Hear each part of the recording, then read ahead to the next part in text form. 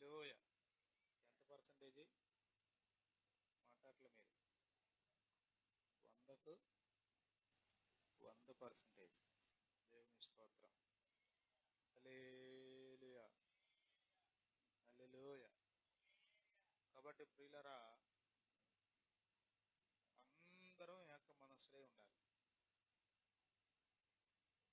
అందరూ సమానమైన అంటే నిశ్చయంగా ఒక దాంట్లో సమానం. బైబిల్ చెప్తుంది అదేంటంటే పాపంలో ఏ భేదం లేదు, ఏ భేదం లేదు అన్న సార్, ఏ భేదం లేదు. కొంచెం అన్నమ్మా, ఏ భేదము లేదు. అంటే ఏంటి? ఉన్నోడు లేనోడని తేడా లేదు, చదువుకున్నాడు చదువు లేనోడని తేడా, పట్టణవాడు పల్లెటూరుడని. సరే, పట్టణం వాళ్ళందరూ చూస్తే ఎట్లా ఉంటారు? పల్లెటూరు వాళ్ళది అందరికి పెడతారు మొహం. అసలు ఏదో పట్టణంలోనే ఊడిపడ్డాం అన్నట్టు. పెరిగింది ఇక్కడే, పుట్టింది ఇక్కడే. ఏది ఈ మధ్యన వెళ్ళాడు అయ్యగారు పాపం పట్టణం. యేసు రక్తమే జయం, ఏ భేదం లేదు, ఏ భేదం లేదు. అందరూ పాపం చేశారు.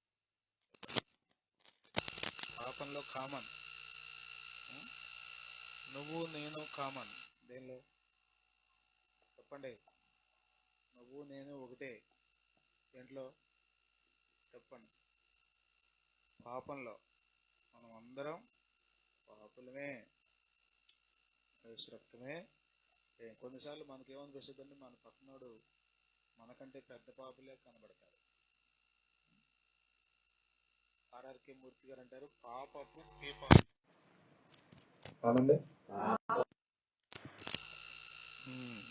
పేపాలు అంటాయి. ఎన్ని పేపాలు? ఏ పేపాలు అంటే పాపపు పేపాలు. పేపాలు అన్నిటిలో ఏం నింపుతాం? ఏ భేదం లేదు.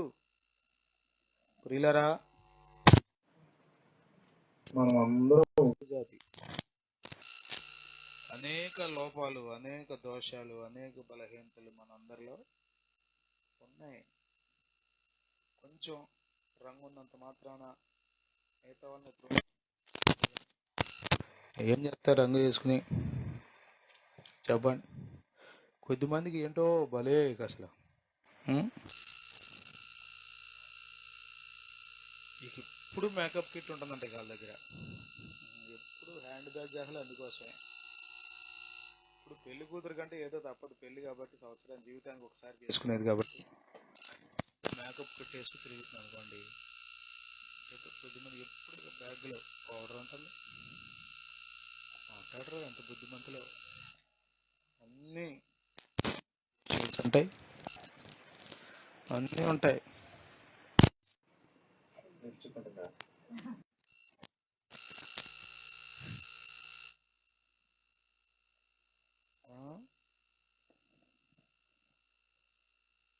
కొంచెం అందంగా ఉంటే ఇంకా ఏదో తాపత్రయం. యేసు రక్తమే జయం.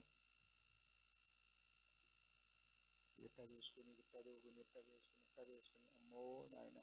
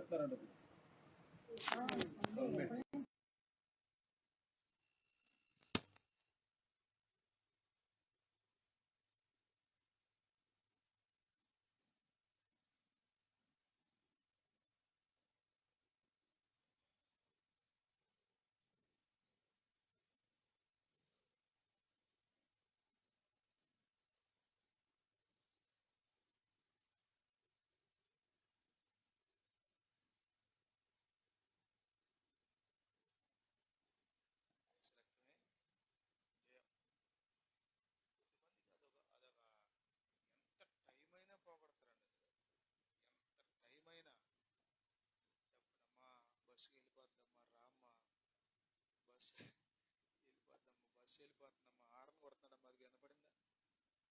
వెళ్ళిపోతే వెళ్ళిపోయింది, ఇంకో బస్సుకి వెళ్దాం. బొడ్డు పోయిందంటే ఊరే అన్న.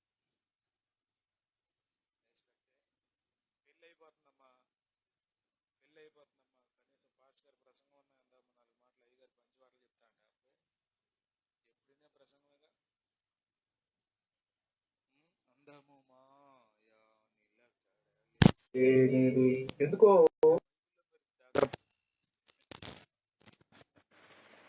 భక్తులను సౌందర్యంగా పోల్చాడు. దావీదు గురించి మాట్లాడితే ఎర్రని వాడును అన్నాడు. చూచుటకు సుందరమైన వాడు, చక్కని. అంటే అచ్చంగా భౌతికంగానే మాట్లాడా అంటే మరి ఏలియాబు అందంగానే ఉన్నాడుగా. మొట్టమొదటి కొడుకుని చూడంగానే సమూయేలు రెడీ అయిపోయాడు కదా కొమ్ము నింపుకోవడానికి. ఎందుకని? అతని ఎత్తు, అతని రూపం, అతను అంతా చూశాడు కదా. స్తోత్రం. హల్లెలూయా. నా ప్రసంగం అయ్యేదాకా నువ్వు టెస్ట్ చేయి. అయిపోయిన తర్వాత అప్పుడు బాగా లేదన్నయ్య అని చెప్పు.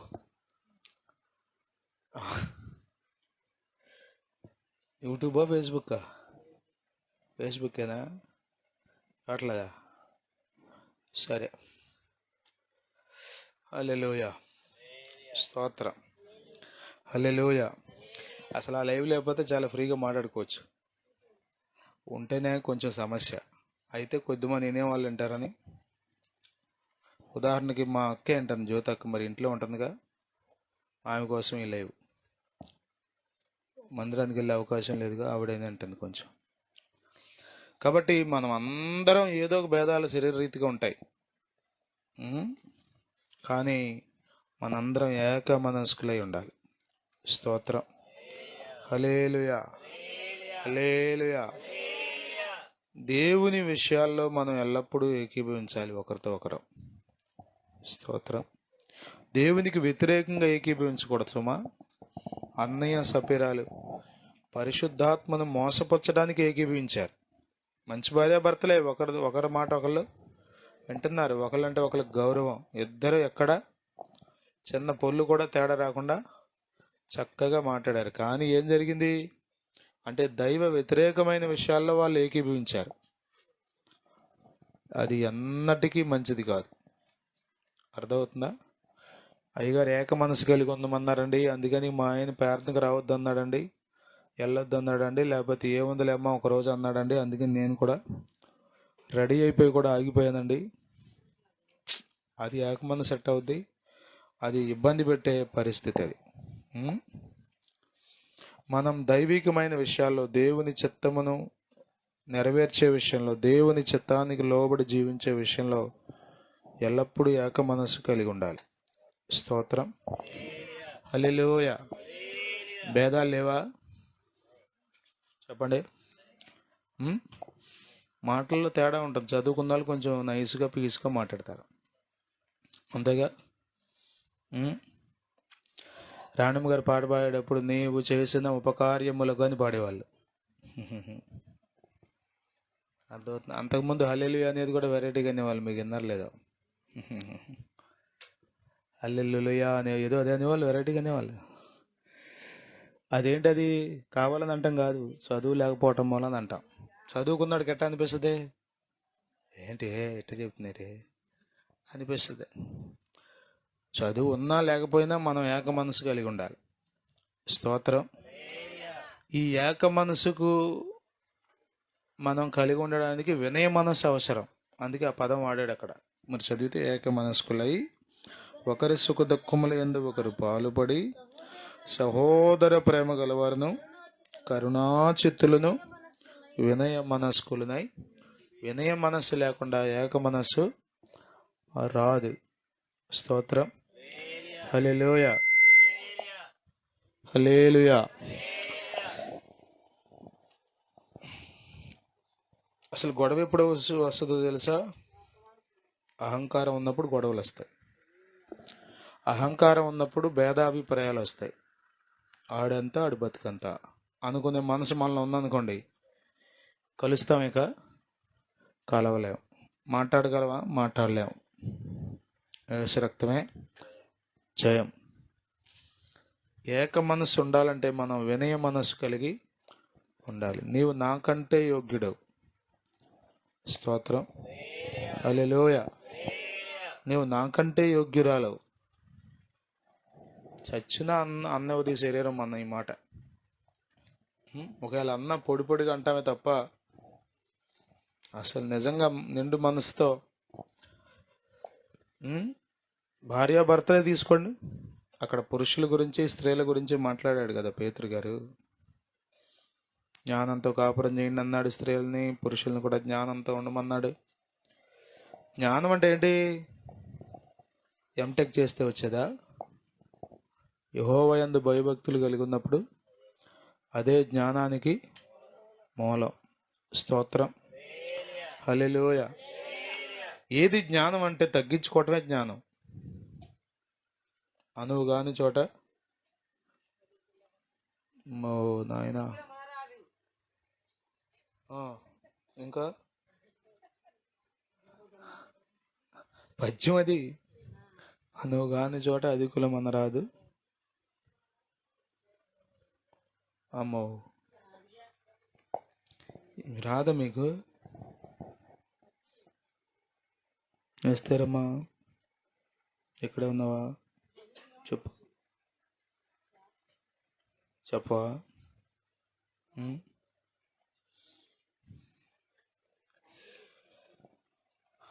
హల్లెలూయ.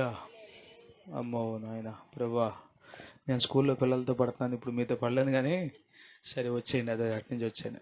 అధికులం అనకూడదు మనం. నేనే గొప్ప అనే మనసు మనకి ఎన్నడూ ఉండకూడదు. స్తోత్రం. హల్లెలూయ. అసలండి గొప్ప దేవుడు. ఆకాశము నా సింహాసనం వచ్చి మరియమ్మ గడుపులో పడ్డాడండి. ఎంత? పనసకాయ ఎంత? ఎంత?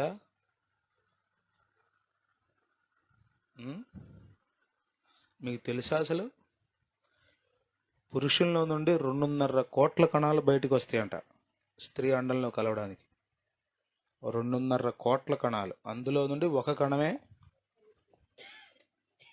మిగతా 1 కోటి 2.5 అన్నా కదా, 2,49,99,999 కణాలు చచ్చిపోతాయి అంట.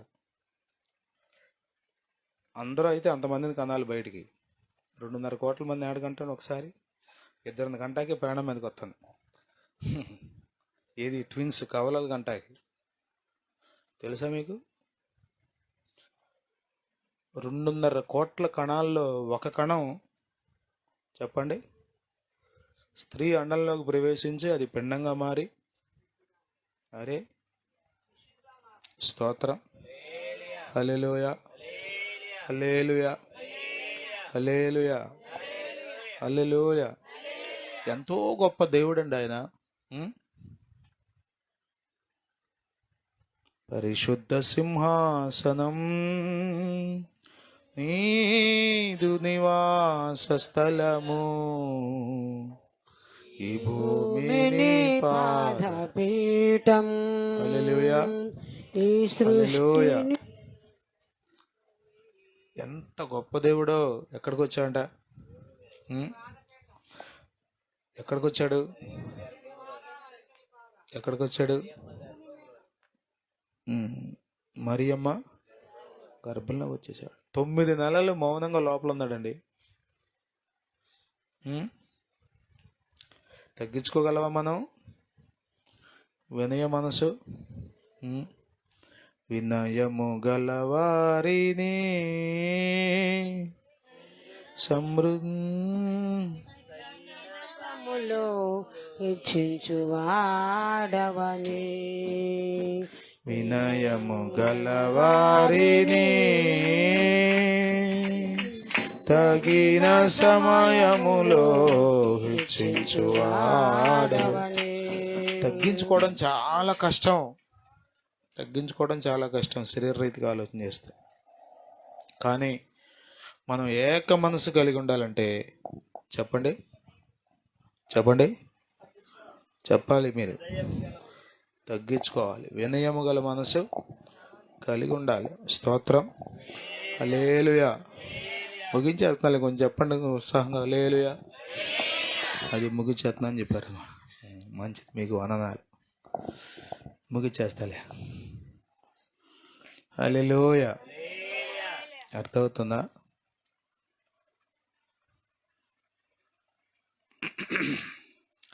ఏక మనస్సు. స్తోత్రం. మనుషుల్లో మనకు రకరకాల విషయాల్లో హెచ్చు తగ్గులు ఉండొచ్చు. ఒకళ్ళు బాగా పాడచ్చు, ఒకళ్ళు పాడడం రాగలేకపోవచ్చు. ఒకళ్ళు బాగా వాక్యం చెప్పొచ్చు, ఒకళ్ళు వాక్యం చెప్పలేకపోవచ్చు. ఒకళ్ళు బాగా ప్రార్థనాపరులై ఉండొచ్చు, ఇంకొకరు పెద్దగా ప్రార్థన చేయటం, కూర్చుంటే 2 నిమిషాలకి లేచి ఆమేనని వెళ్ళిపోయే వాళ్ళు ఉండొచ్చు. అయినప్పటికీ మనమందరం చెప్పాలి, ఏక మనస్కులే. చెప్పండి. దేవుని స్తోత్రం. హల్లెలూయా. ఏంటోనండి, నేనేమో ఎంత ప్రార్థన చేస్తానో మా ఆయనకి అసలు ప్రార్థనే రాదండి. అంటే మా ఇద్దరిని కలిపాడు దేవుడు. ఓ వయ్యారం ఆపి ఆయనతో కలిసి కాపురం చేయి, అది ఆశీర్వాదం. హల్లెలూయా. కొద్దిమంది అండి మరీ అసలు భక్తంతా ఇక వాళ్ళ దగ్గరే ఉన్నట్టు, మిగతా వాళ్ళందరూ ఎర్రి ఎంగలప్పులైనట్టు ప్రవర్తిస్తారు. అలాంటి వారు ఎవరితోనూ ఏకభవించలేరు, ఎవరితో ఏక మనసు కలిగి ఎక్కువ రోజులు ఉండలేరు. అసలు ఆ సినిమా వాళ్ళని చూడండి, ఊరకే 2, 3, 4, 5 ఒరే చేసిపోతా ఉంటారు. ఇక వాళ్ళకి ఎప్పుడుగా ఫుల్ స్టాప్ పెడతారో. ఎందుకని? వాళ్ళకి వాక్యం ఎక్కడుంది? బైబిల్ ఉంటే కదా. నానా నీ కుటుంబం కట్టబడాలంటే నువ్వు తగ్గించుకోవాలని చెప్పేవాడు ఎక్కడున్నాడు? తగ్గించుకున్నాడు ఎక్కడున్నాడు? ప్రియులరా, మనం తగ్గించుకోవాలి. స్తోత్రం. మనము తగ్గించుకోవాలి. తగ్గించుకున్నప్పుడు మాత్రమే మనం ఏకీభవించి కలిసి ఉండి పని చేయగలం. స్తోత్రం. హల్లెలూయా. కాబట్టి ప్రియులరా, మనం ఎల్లప్పుడూ ఏక మనసు కలిగి ఉండాలి. స్తోత్రం. హల్లెలూయా. అసలు అత్తా కోడళ్ళు కలిస్తే ఎంత బాగుంటుందో కదా. ఇద్దరు కలిసి రూతు నయోమిలాగా. రూతు నయోమి అని చెప్పుకుంటమే కానీ బైబిల్లో ఇదిగోండి మా సంఘంలో కూడా ఉన్నారండి అని చెప్పుకునే రోజులు రావాలి మనకి. స్తోత్రం. ఊరకే తప్పులు ఎతకమాకండి. ఎవరు చేయరు తప్పులు? చెప్పండి, ఎవరు చేయరు తప్పులు? నువ్వు చేయలేదా? పుట్టంగానే వంట బాగా నేర్చేసుకున్నావా? ఇప్పటికీ రాదు కొద్దిమందికి, కానీ వంకలు ఎడతాం వచ్చు. వండటం రాదు. కానీ మా పిల్లలతో చెప్తా, స్కూల్లో ఆడపిల్లలు మగపిల్లలు అంటే భలే తినేస్తూ ఉంటారు. వాళ్ళు 2సారి వస్తారు కూరకు, 3సారి వస్తారు తినేస్తూ ఉంటారు. వెళ్ళాం ఎట్ట పెడతారు మొహం. ఇది ఏంటి అది అసలు? అమ్మా నీకు దండం పెడతారు, రేపు వండి పెడతావా అంటాను. రేపు వండి పెడతావా నువ్వు? అసలు ఆడనే వండుకోమంటావా? నాకు ఇట్లాంటివన్నీ కుదరవు. వండి పెడితే తింటా, లేకపోతే నూడిల్స్ తెచ్చుకుంటా.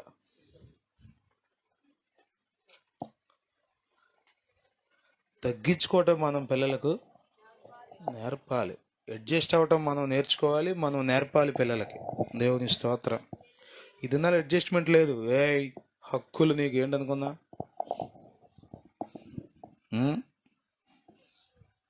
అమ్మా పనికి వెళ్ళమంటున్నాడమ్మా అని ఫోను. పనికి వెళ్ళటం ఏంటమ్మాయి? అసలు నిన్ను ఎట్ట పెంచుకుందాం అనుకున్నా నేను? గాజు బొమ్మలాగా పెంచా. పని చేపిస్తావా నీతో? వచ్చాయి, నేను చెబుతాడు సంగతి. నువ్వు వచ్చేయమంటే ఇంకేం కావు. అమ్మ పని చేయాలని చెప్పాలా వద్దా? అసలు మీరు గుర్తుపెట్టుకోండి, నేను ఓపెన్గా మాట్లాడుతున్నాను. మీరు కరెక్ట్గా చెప్పగలిగితేనే ఫోన్ ఎత్తి మాట్లాడండి మీ కూతుర్లతో. కోడలతో అంతసేపు మాట్లాడరు అనుకోండి కదా. మాట్లాడతారా? మాట్లాడరు. కూతుర్లతో మాట్లాడతారు. ఎన్ని మాట్లాడతారో. పాలు కుట్టించావా? ఆ పాలు కుట్టిస్తాం కూడా అడుగుతారు. ఏ పాలు? అక్కడ దాకా వెళ్తారు, టాప్ టు బాటమ్ వెళ్ళి అడుగుతారు అన్నీ. యేసు రక్తమే జయం. మీరు సరిగ్గా వాక్యానుసారమైన సలహా చెప్పే లెక్క అయితేనే ఫోన్లో మాట్లాడండి. అలా చెప్పని పక్షంలో మీ వలన ఆ కుటుంబం దెబ్బతింటుంది. అర్థమవుతుంది మీకు? దెబ్బతింటుంది. మనం ఏక మనస్సు కలిగి ఉండాలి. స్తోత్రం. హల్లెలూయా, హల్లెలూయా. ఏ పురాల్లో ఏక మనసు కలిగి ఉండాలి. అత్తాకోడళ్ళు మాట్లాడాలి. అన్నాదమ్ములు చెప్పండి అమ్మా. మామల్లుళ్ళు, అక్కా చెల్లెళ్ళు. కొద్దిమంది సందర్భం వచ్చే వరకు ఏక మనసు ఉంటారు. సందర్భం వచ్చిందా అసలు రూపాలు బయటకు వచ్చేస్తాయి. అమ్మో నిన్న మొన్న తెలియదమ్మా, వచ్చేసింది అసలు రూపం అది. కానీ దాన్ని ఏం చేసింది? మేకప్ వేసి కప్పెట్టింది. ప్రియులారా, మనం ఎల్లప్పుడూ ఏక మనసు కలిగి ఉండాలి. ఐక్యత ఉన్న చోట మేలు ఉంటుంది. ఐక్యత మనోహరం. స్తోత్రం. హల్లెలూయా. నేను ముగిస్తున్నాను. మనం ఏక మనసు కలిగి ఉండడానికి ఇష్టపడాలి. సంఘం ఏంటో తెలుసా? సంఘం ఏంటో తెలుసా? ఏక మనసు కలిగి ఉండాలి. ఏ సంఘంలో అయితే ఏక మనసు ఉంటుందో ఆ సంఘాన్ని చూసి సాతాను గడ గడ గడ వణుకుతాడు. ఓ మాటలు చెప్పండి బయటికి వెళ్ళి ఒకళ్ళంటే ఒకళ్ళు. కొద్దిమందికి శ్రవణానందం ఏంటో తెలుసా? చెవులకి అంత ఇంపుకుంటాయో పక్క విశ్వాస గురించి ఏదన్నా చెడు వినబడితే ఇక అసలు అని వింటానే ఉంటారు. ఇక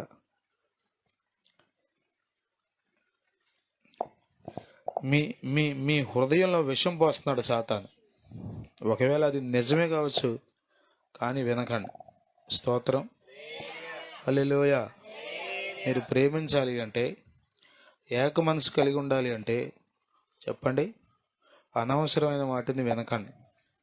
స్తోత్రం. హల్లెలూయా.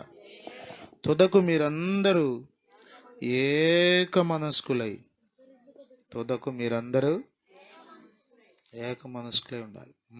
మనసు కలవాలి. ఊరికే చేతులు కలిపి ప్రైజ్లాడు అంటాం కాదు, షేక్ హ్యాండ్ ఇచ్చి. మనసులు కలవాలి. స్తోత్రం. హల్లెలూయా, హల్లెలూయా. మనసులు కలవాలంటే చెప్పానుగా ముందే, మీరు తగ్గించుకోవాలి. ఇంకో మాట చెప్పనా? క్రీస్తు యేసు మనసు మీరు కలిగి ఉండాలి. ఆయనకి క్రీస్తు యేసు మనసే, నీకు క్రీస్తు యేసు మనసే. ఇప్పుడు వీళ్ళిద్దరు ఏమవుతారు? ఏక మనసు కలిగి ఉంటారు. స్తోత్రం. హల్లెలూయా. తుదకు మీరందరూ ఏక మనస్కులై ఒకరి సుఖ దుఃఖముల యందు ఒకరు పాలుపడి. ఒకరి సుఖ దుఃఖముల యందు. సుఖమే ఉంటుందా దుఃఖం కూడా ఉంటుందా? దుఃఖమే ఉంటుందా సుఖం కూడా ఉంటుందా? చెప్పండి. యేసు ప్రభు నమ్ముకున్నారంటగా, ఏంటి ఇట్లా జరిగింది అనంగానే మనం అట్ట మొహం పెట్టుకోవసలా. కొద్దిమందికి అసలు ఏమీ తెలియదు, ఓనమాలు కూడా రావు దేవుని విషయంలో. అంటే గుర్తుండి తెలుసా? ఎవరన్నా ఈ మాట అనగానే మొహం ఎలాడేస్తారు. అమ్మా ఏంటి నిజమేగా అని. బైబిల్ చాలా స్పష్టంగా చెప్తుంది, మన జీవితకాలం అంతా సుఖము దుఃఖము మనం అనుభవించి తీరాల్సిందే. స్తోత్రం. హల్లెలూయా, హల్లెలూయా. కలిమి లేమి, కష్టము సుఖము, ఇవన్నీ ఉంటాయి. అందుకని పెళ్ళిలో ఏం ప్రమాణం చేపిస్తారు? వ్యాధి అందును. అమ్మ చెప్పండి అమ్మా, ముందు వ్యాధా ముందు ఆరోగ్యమా? అంటే అర్థం ఏంటి? అసలు కలిసి ఉండాల్సింది, ఒక భర్తగా ఉండాల్సింది, అప్పుడే. స్తోత్రం. హల్లెలూయా, హల్లెలూయా.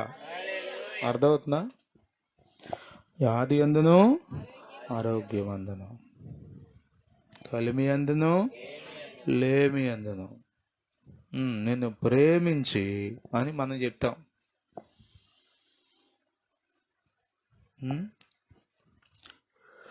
దాన్ని మనం జ్ఞాపకం చేసుకోవాలి. సుఖ దుఃఖాలు ఉంటాయి. దేవుని స్తోత్రం. అంతా అనుకున్నట్టుగా జరగదు.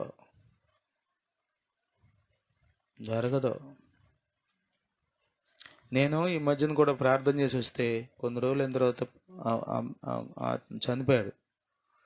నాకు ఇక శరీరం పనిచేస్తుంది, ఇక నా శరీరం పనిచేస్తుంది. ఏంటి ప్రార్థన చేసి రావడం ఏంటి, చనిపోవడం ఏంటి, ఇంకా అసలు ఇదేంది, ఇంకా మన ప్రార్థనకు అసలు విలువే ఉంది, ఇంకా అసలు మనం వెళ్ళటం ఎందుకు, వెళ్ళకుండా ఇంట్లో ఉంటేనే బాగుండేదేమో. మనుషులం కదా, పోరాటం ఎప్పుడూ ఉంటుంది. మీరు అనుకోవచ్చు పాస్టర్ గారికి ఇట్లాంటి ఏమి ఉండవని. శరీరంలో ఉన్న ప్రతి ఒక్కడికి ఉంటాయి. మనం ప్రార్థన చేసినప్పుడు జరిగింది అనుకోండి, ఏమనిపిస్తుంది మనకి? ఏంటనుకున్నాను నేనంటే అని అనిపిస్తుంది. మనం చేసినప్పుడు జరగలేదు అనుకోండి, ఇక లోపల ఒక భయం, ఇన్ఫీరియారిటీ కాంప్లెక్స్ అంటారు కదా. అసలేంటి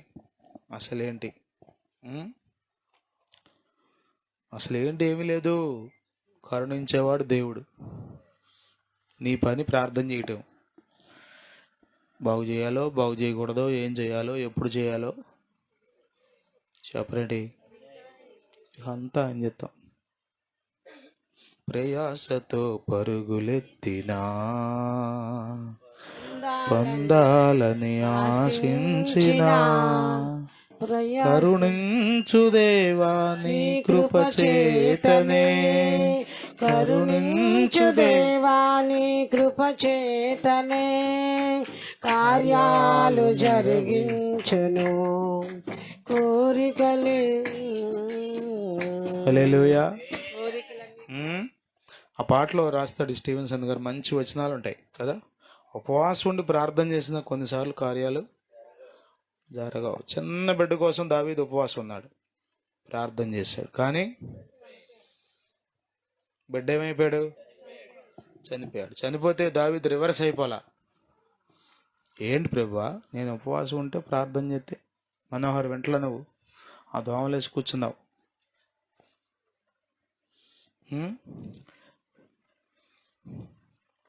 అని రివర్స్ అయిపోలే దేవుని మీద.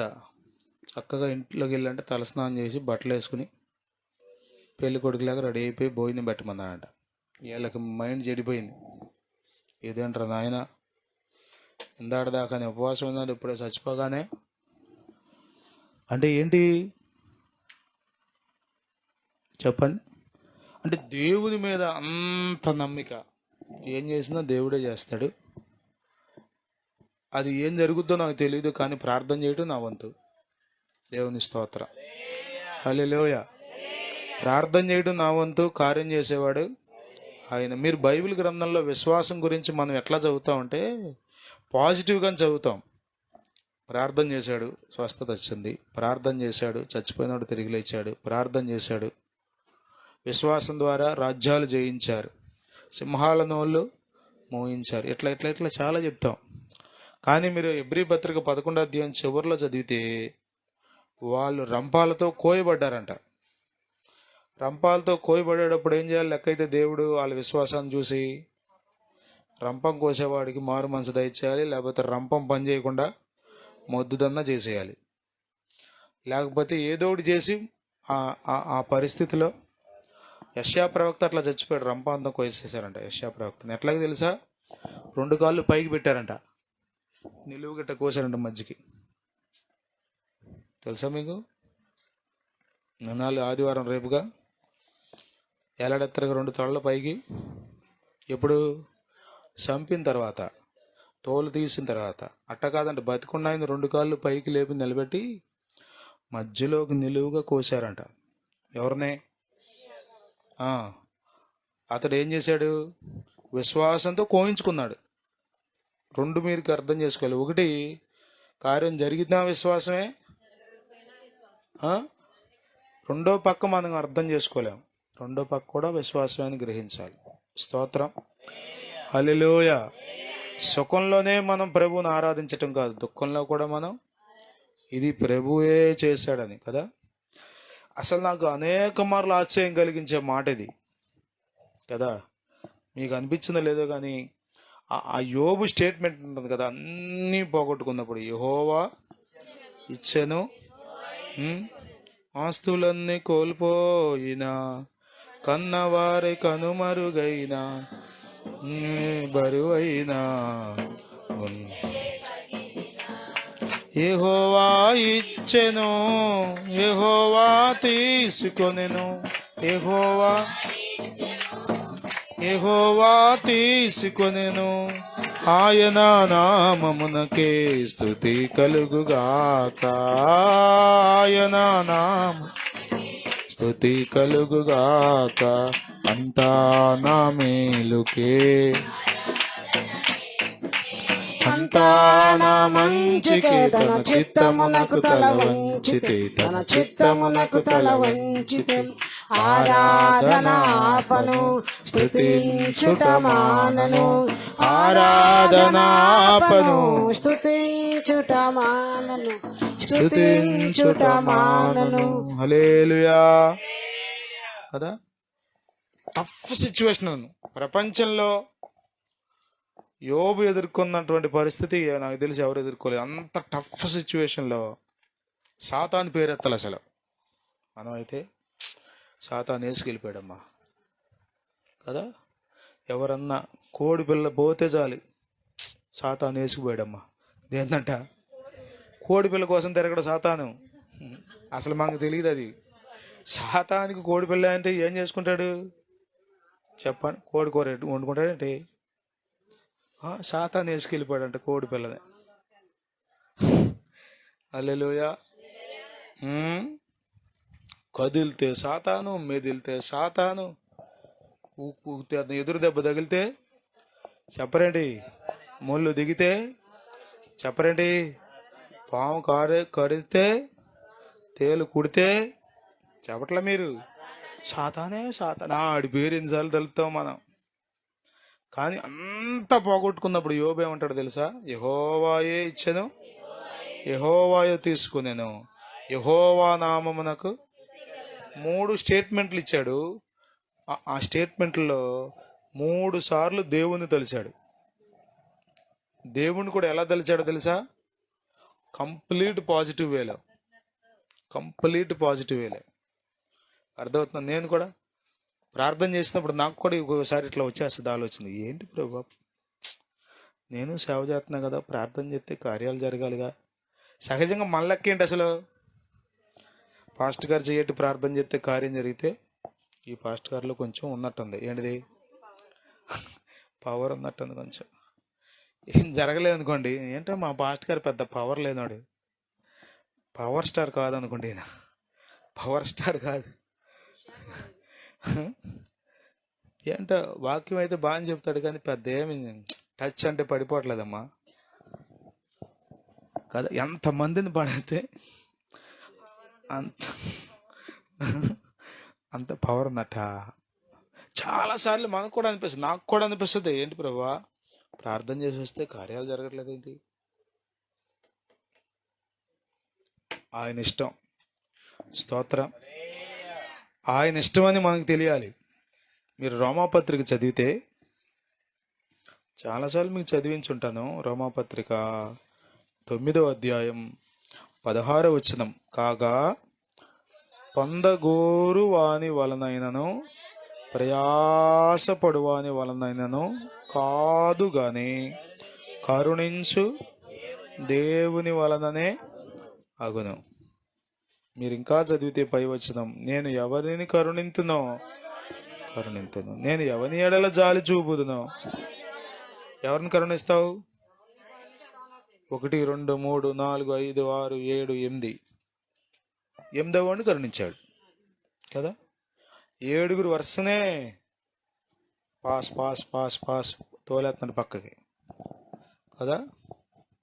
చాలాసార్లు మనకు అర్థం కాని విషయం, దావీదు గురించి అదని ఇదని చెప్తాం కానీ దేవుని కరుణ దావీదు మీద ఉంది. అందుకని మీరేం చేసుకోవాలో తెలుసా? పిల్లల కొరకు ప్రార్థన చేసేటప్పుడు, ప్రభువా వాడి మంచితనం కాదు, వాడి గొప్పతనం కాదు, వాడి టాలెంట్ కాదు, ఏమీ కాదు, దయచేసి వాడిని కరుణించు నాయన, నా బిడ్డను కరుణించు. మీరు గమనించారు లేదు, హాగర్ ఒక చిన్న ప్రార్థన చేసింది తన కుమారుడు కొరకు. అబ్రహాము ఇష్మాయేలును హాగరును పంపేటప్పుడు చిన్న ప్రార్థన చేసి పంపాడు. ఇప్పటికీ దేవుడు ఆ ప్రార్థన విని చెప్పండి ఇష్మాయేలీయులను కరుణిస్తూనే ఉన్నాడు, ఆశీర్వదిస్తూనే ఉన్నాడు. హల్లెలూయా, హల్లెలూయా. కాబట్టి ప్రియులారా, దేవుడు ఎవరిని కరుణిస్తాడో వాళ్ళని కరుణిస్తాడు. మనం సుఖమే లేకపోతే మేలే అనుకోకండి, దుఃఖం కూడా మన జీవితంలో ఉంటుంది. మనం కోరుకోవసలా, వస్తుంది ఆటోమేటిక్గా. కోరుకుంటామా? కోరుకోం. దుఃఖం కావాలి ప్రభా, దుఃఖం కావాలి ప్రభా అని అడుగుతామా? ఎప్పుడు ప్రార్థన చేశారా? కన్నీటి ప్రార్థన రాకపోతే చేస్తాం, అది వేరు. ప్రభా నాకు కన్నీటి ప్రార్థన రావట్లేదయ్యా, అది వేరు. కానీ దుఃఖం కావాలని కోరుకోం కదా. కానీ మనం కోరుకోకపోయిన దుఃఖం మన జీవితంలో వస్తుంది. సుఖము దుఃఖము. స్తోత్రం, హల్లెలూయా. సుఖమే ఉంటుంది అనుకోకండి జీవితంలో. అర్థమవుతుందా? మీకు పెళ్ళిళ్ళు చేస్తారు రేపు. రేపు అంటే రేపు కాదు, కంగారు పడిపోమాక. ఈ రాత్రి ఏం కలలు కనమాక. కొంచెం పెద్ద అయిన తర్వాత మీకు పెళ్ళిళ్ళు చేస్తారు. ఏమనుకుంటారో తెలుసా మీరు? ఇక పెళ్ళి అయిన తర్వాత మా ఆయన బండి ఎక్కి తీసుకెళ్తాడు, అబ్బా ఎంత హాయిగా ఉంటుందో, అద్భుతంగా ఉంటుంది జీవితానికో మా యేసు రక్తమే. మరి ఎట్టా ఉంటుంది అన్నయ్య? రోజు కొడతాడా అన్నయ్య? అట్టా అని కూడా ఉండదు. సుఖం ఉంటుంది, రెండు ఉంటాయి జీవితంలో. రెండు ఉంటాయి, రెండు ఉంటాయి, రెండు ఉంటాయి, రెండు ఉంటాయి. స్తోత్రం. మా ప్రసన్నకు పెళ్లి చూపులకి వెళ్ళినప్పుడు విసన్నపేట వెళ్ళారు వీళ్ళు. దేవవరం గారు, అమ్మ, నాన్న, కాశీ భాస్కర్ ఉన్నారు అప్పుడు, లేరు అనుకుంటా. మా బావగారు బండి ఎక్కించి తీసుకెళ్ళాంట మా నాన్నే. నాకు సైకిల్ రాదు, బండి రాదుగా, ఎప్పుడు ఎక్కించుకోలేదుగా. ఇక అసలు మా బావ గురించి చెప్పాడు ఇంటికి వచ్చాక. అసలు అల్లుడు అంటే అల్లుడురా, ఈయనే అల్లుడు అంటే. దేనికి? యేసు రక్తమే. ఇక తర్వాత వద్దులే. నేను మీకేం చెప్తున్నాను తెలుసా? సుఖం ఉంటుంది, బండి ఎక్కించుకెళ్తాడు, పడేయటం కూడా జరుగుద్ది.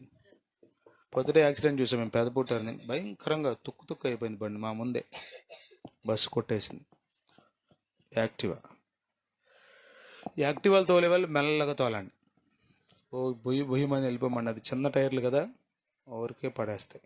మాధవి, ఓకేనా? మెల్లగానే వెళ్తున్నావా? ఒకరి సుఖ దుఃఖముల యందు ఒకరు పాలుపడి. ఇది రెండు గుర్తుపెట్టుకోవాలి మీరు. సుఖము, మానవ జీవితంలో ఇవి రెండు ఉంటాయి. మీరు ఎంత ప్రార్థనాపరులైనా మీ జీవితంలో దుఃఖం రాదనుకోకండి. మీరెంత విశ్వాసంలో బలమైన వారైనా, ఎక్కడ పాపం అంటుకోకుండా జీవిస్తున్నా దుఃఖం ఉండదు అనుకోకండి. ఇంకొక మాట చెప్పనా?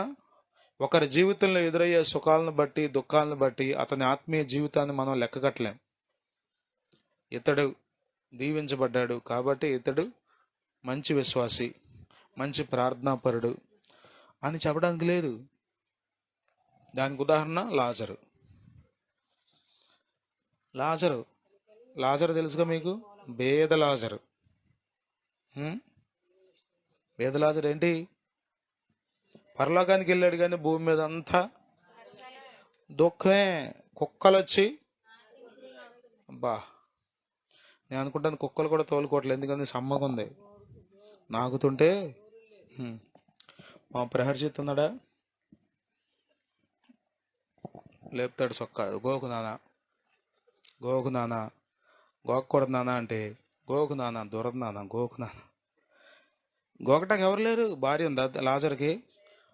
పెళ్లి చేసుకునే ఉంటాడు, వెళ్ళిపోయింది ఆవిడ. నాగుతుంది అంట. ప్రార్థన చేసి ఉండలేదంటారా? చేసే ఉంటాడు, కానీ జవాబులు అనుకున్న జవాబులు రాలా, అనుకున్నట్టుగా రాలా. కురుపులేమి చెప్పండి. పౌడర్ అయ్యటానికి ఏముంది? బోరికి పౌడర్ అయ్యమ్మా, ఓవరకే మానిపోతే అంటకి పౌడర్ వేసేవాడే ఉన్నాడు. కానీ చచ్చిపోయిన తర్వాత ఎక్కడున్నాడు? స్తోత్రం, హల్లెలూయా. కాబట్టి సుఖము దుఃఖం రెండు ఉంటాయి. సుఖాన్ని బట్టి దుఃఖాన్ని బట్టి మనం మనిషిని అంచనా వేయలేము. మనం అనుకుంటాం ఏదో జరిగింది మొత్తానికి, ఇన్ని కష్టాలు వస్తున్నాయి అంటే, ఇక దెబ్బ అంటే దెబ్బ తగులుతుందంటే ఏదో మొత్తానికి అవిధేయత ఉందేమో ఎక్కడో మొత్తానికి. అదేగా యోబు స్నేహితుల పాలసీ. ఇన్ని దెబ్బలు తగిలినాయి అంటారు నాయన నీకు, నువ్వు పాపం చేసి ఉంటావు, మీ ఆవిడ చేసి ఉంటుంది, చివరికి దిగజారిపోయి ఉందో తెలుసా, మీ కొడుకులు చేసి ఉంటారని మొదలెట్టారు. ఎవరు చేశారు? కొడుకులు. అందుకని ఎంత భయంకరంగా వచ్చేసింది అకస్మాత్తుగా అంటున్నారు. బైబిల్లో దేవుడు చెప్పాడా ఎవరైనా చేశారని? ఏడుగురు కొడుకులు 3 కూతుళ్ళు ఒక్కళ్ళన్నా చేశారు పాపం. పాపం చేయటాన్ని బట్టి వచ్చిందా? అలా దేవుడు అనుమతించాడు కాబట్టి వచ్చింది. కాబట్టి మనం ఒకరి సుఖ దుఃఖముల యందు ఒకరు చెప్పాలి, పాలు పడాలి. స్తోత్రం, హల్లెలూయా. మనకి ఎస్టిమేషన్లు వద్దు. ఇంత అనుకుంటా, అట్లా అనుకుంటా, ఇది అనుకుంటా, మనకేమీ తెలియదు. స్తోత్రం. బైబిల్లో రాయబడింది, మనము నిన్నటి వారం, మనం ఈరోజు వారం కాదు. నిన్నేం జరిగిందో మనం ఈరోజు మాట్లాడుకుంటాం, గట్టిగా చెప్తాం అట్టా ఇట్టా అని. కానీ ఈరోజు ఏం జరుగుద్దో చెబుతావా? 9:35 అయింది, తర్వాత ఏం జరుగుద్దో చెప్తావా? మనకేం తెలియదు. ఏంటి రాత్రి పేదనికి వచ్చిందిగా, బాగానే ముసిగేసిందిగా అని చెప్పుకుంటాం తెల్లారి ఏదైనా జరిగితే. ఎందుకని? అది క్వశ్చన్ పేపర్, మనకు అర్థం కాదు అసలు. అర్థమవుతుందా? ఫ్యూచర్ అనేది మనకు తెలియదు. ప్రియులారా, మనము ఒకరి సుఖ దుఃఖాలు యందు ఒకరం పాలుపడాలి. స్తోత్రం. అదే సంఘం అంటే, అదే యేసయ్య రక్తంలో కడగబడిన ప్రజలంటే. హల్లెలూయా. మేము రావండి, సుఖం అయితే వస్తాం కానీ దుఃఖం అయితే రావండి అంటే దీనికి ఎక్కడో తేడా ఉంది. కొద్దిమంది దుఃఖం అయితే వస్తారు కానీ సుఖం అయితే రారు. బైబిల్లో దుఃఖం అయితే వెళ్ళు, సుఖం అయితే వెళ్ళొద్దని ఉందా? సుఖం అయితే వెళ్ళు, దుఃఖం అయితే వెళ్ళొద్దని ఉందా? భక్తులు కొద్దిమంది జ్ఞాపకార్థ కూటానికి రారంట. ఎందుకని? గృహం శంకుస్థాపన చేశారంట. శంకుస్థాపన చేశారు కాబట్టి పాస్టర్ గారు వెళ్ళొద్దు అన్నాడంట. పాస్టర్ గారు వెళ్ళొద్దు అంటాడా? వెళ్ళొద్దు అనేవాడు పాస్టర్ అయినా అసలు? చెప్పండి. దేవుడు మనల్ని చీకటిలో నుండి వెలుగులోకి పిలిచాడు. స్తోత్రం. అదంతా చీకటి. ఏది? పెళ్లి పెట్టుకున్నావు, చచ్చిపోయిన చోటుకి వెళ్ళొద్దు. ఇంట్లో అమ్మాయి ప్రెగ్నెంట్గా ఉంది, చచ్చిపోయిన చోటుకి వెళ్ళొద్దు. ఇల్లు కట్టుకోవడానికి శంకుస్థాపన చేసావు, గుమ్మాలు లేపావు కాబట్టి ఎవడు చెప్పాడు? బైబిల్ ఎక్కడుంది చెప్పండి? గుమ్మాలు లేపిన తర్వాత ఎవడో చావడో, నువ్వు కంగారు పడమాక అని చెప్పాడు దేవుడు. అని వాగ్దానం చేశాడా? నువ్వు ఇల్లు కట్టే వరకు ఎవరిని సంపద అన్నాడు ఏమన్నా దేవుడు? చెప్పండి. స్తోత్రం, హల్లెలూయా. ఒకరి సుఖ దుఃఖముల యందు ఒకరు పాలు పడ్డానికి ఏది అడ్డం పెట్టుకోమహండి. స్తోత్రం, హల్లెలూయా, హల్లెలూయా. అర్థమవుతుంది మీకు? ఏది అడ్డం కాదు, ఏది అడ్డం కాదు, ఏది అడ్డం కాదు. స్తోత్రం. నాన్న చనిపోయే ముందు రోజే కదా రవి చనిపోయింది. నాన్న చనిపోతే వెంటనే వాళ్ళందరూ వచ్చేసారు. నాకు ఆశ్చర్యం వేసింది. అరే, కొడుకు పోయిన బాధలో ఉంటారేమో, రారేమో అనుకున్నా నేను. తాతయ్య గారిని చూస్తే, అక్కని చూస్తే నాకు ఆశ్చర్యం అనిపించింది. ఇదే కదా సంఘం అంటే. ఒకరి సుఖ దుఃఖముల యందు ఒకరు, ఇదే సంఘం. స్తోత్రం. ఇది ఆత్మ నియమం. పాప మరణముల నియమం రకరకాల బోధలు చేసింది మనకి లోకంలో. వెళ్ళకూడదు, వేయకూడదు, చేయకూడదు, తినకూడదు, అట్లా ఎట్లా అని. అట్లా ఏమీ లేదు. స్తోత్రం, హల్లెలూయా. ఒకరి సుఖ దుఃఖముల యందు ఒకరు పాలు పడాలి. ఇది దైవ నియమం. దానికి లోబడి మనం కొనసాగుదముగాక. మా పరమ తండ్రి, పరిశుద్ధ దైవమా, మీ స్తోత్రం. నీ వాక్యం కొరకు స్తోత్రం. అవును ప్రభా, ఎన్నో ఆటంకాలు, ఎన్నో గిరిగీసి మనుషులు మమ్మల్ని చట్రంలో పెట్టేసి, ఒకరంటే ఒకరికి మనసు లేక, ఒకరంటే ఒకరికి మనసు గిట్టక, ఎన్నో రకాలుగా అపవాది మోసపూరితమైన కుట్రలు పన్నాడు. కానీ దేవా, నీవు కలువరి సిలువలో చెందించిన రక్తం ద్వారా మమ్మల్ని అందరినీ నీ రక్తంతో కొని ఐక్యపరిచావు. నీకు స్తోత్రం, నీకు స్తోత్రములు నాయన, స్తోత్రములు నాయన, స్తోత్రములు నాయన, స్తోత్రములు నాయన. మేము ఎల్లప్పుడూ ఏక మనసు కలిగి ఉండడానికి సహాయం చేయండి. చిన్న చిన్న పొరపాట్లున్నా, భక్తిహీనతలున్నా, బలహీనతలున్నా వాటన్నిటినీ జయించి, వాటన్నిటినీ పక్కన పెట్టి ప్రభువా ఆత్మ నియమం ద్వారా సాగిపోయే కృప మాకు దయచేయండి. ఇదిగో పేతురులో ఎన్నో బలహీనతలు నువ్వు అనేక మార్లు గద్దించావు, కానీ పేతురుతో ఏక మనసు కలిగి ఉన్నావు. పేతురును నీవు వాడుకున్నావు, పేతురుని నీ పని కొరకు బలపరిచావు. గొప్ప ఉజ్జీవాన్ని తీసుకురాగలిగాడు పేతురు. అవును ప్రభువా, పరిపూర్ణత వచ్చే వరకు మేము బలహీనలమే, ఏదో ఒక లోపం మాలో ఉంటూనే ఉంటుంది. అయినప్పటికీ మేము ఒకరినొకరు ప్రేమించుకుంటూ, ఒకరినొకరు యోగ్యులుగా ఎంచుకుంటూ, నాయన నీ చిత్తమును నెరవేర్చేవారిగా, నీ నామ మహిమ కొరకు జీవించేవారిగా ఉండటకు సహాయం చేయండి. మమ్మల్ని క్షమించండి. ఇతరులను తక్కువగా చూసే మనసు, ఇతరులు తక్కువ చేసి మాట్లాడే మనసు మాలో తీసివేయండి. ఆయన మేమందరం నీ పోలిక, మేమందరం మీ యొక్క చేతి పని అయి ఉన్నాం. మేమందరం నీ వారం ప్రభువా, నీ వారమయ్యా, నీ వారమయ్యా. ఒకరి సుఖదుఖముల యందు ఒకరు పాలుపడి నాయన యోగ్యమైన మంచి మనసుతో ముందుకు సాగిపోయే కృప మాకు అందరికి దయచేయండి. వాక్యం ఈ రాత్రి మాకు అనుగ్రహించినందుకు వందనాలు. మా అందరి హృదయాల్లో ఫలింపచేయండి. శాపం పాపం తొలగించండి, కనికరించమని, శుద్ధీకరించమని, గతకాలపు కీడంతా నీ రక్త ప్రభావమును కొట్టువేయమని. ఇదిగో ప్రియులు, మరి నాగిరెడ్డి గారు విడిచి వెళ్ళిన కుటుంబాన్ని ఆదరించమని, కనికరించమని, నాయన నీలో స్థిరపరచమని, అనేక మంది రక్షణ పొందడానికి సహాయం చేయి. ఈరోజు ఎంతమంది బిడ్డలైతే ఆ కార్యక్రమంలో పాల్గొన్నారో వారిని అందరినీ మీరు కరుణించమని మనం చేస్తూ నీ దాసులు అయ్యగారిని, టీం అందరినీ దీవించమని, మోహన్ రావు అయ్య గారు విడిచి వెళ్ళిన కుటుంబాన్ని కూడా ఆదరించమని, సహాయం చేయమని, లేవనెత్తమని, మహిమ పొందమని.